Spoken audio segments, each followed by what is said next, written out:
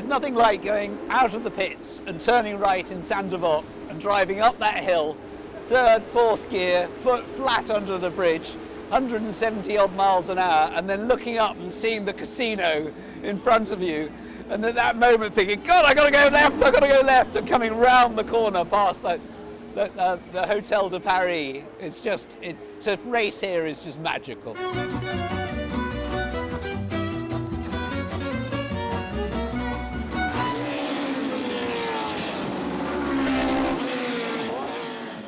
This is a 1974 Lola, commissioned by Graham Hill for the 1974 season, driven by Graham Hill and a few other drivers.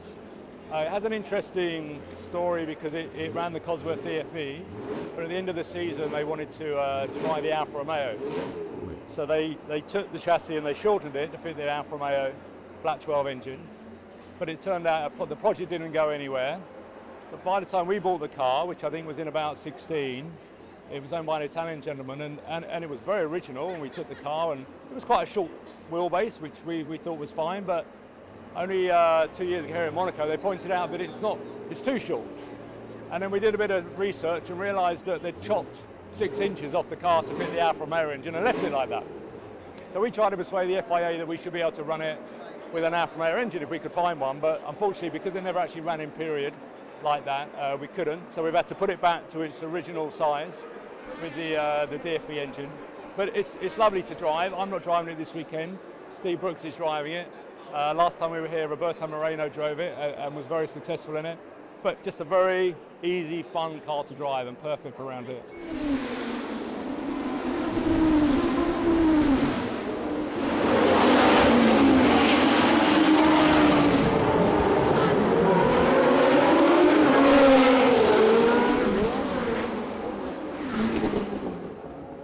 Embassy Hill was the team set up by Graham Hill, sponsored by Embassy, but obviously they didn't have their own chassis, so he went to Lola and commissioned the chassis, and it's one of the few Formula One Lolas that exist. But he had a great relationship with Lola following Indy and Formula 5000, so they were very happy to support him in his Formula One endeavour. It's very nimble, it's very easy to drive, it's very forgiving, it's great for circuits like this.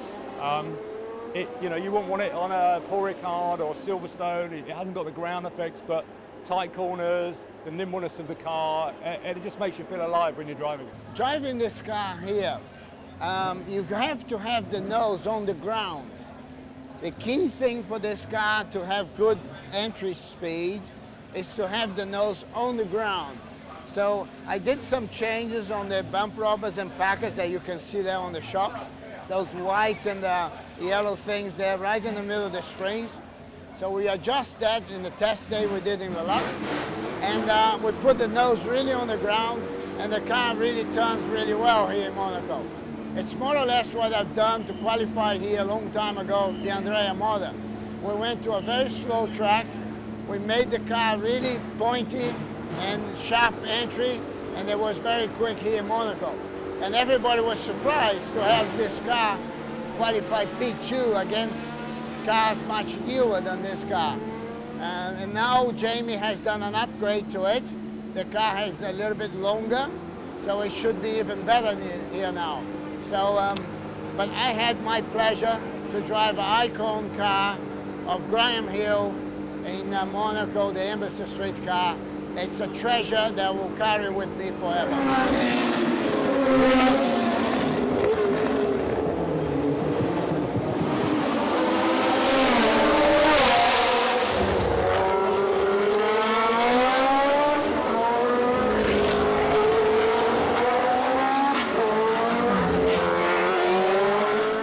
But no, it's incredibly nimble. I think because of the weight, it makes it very nimble.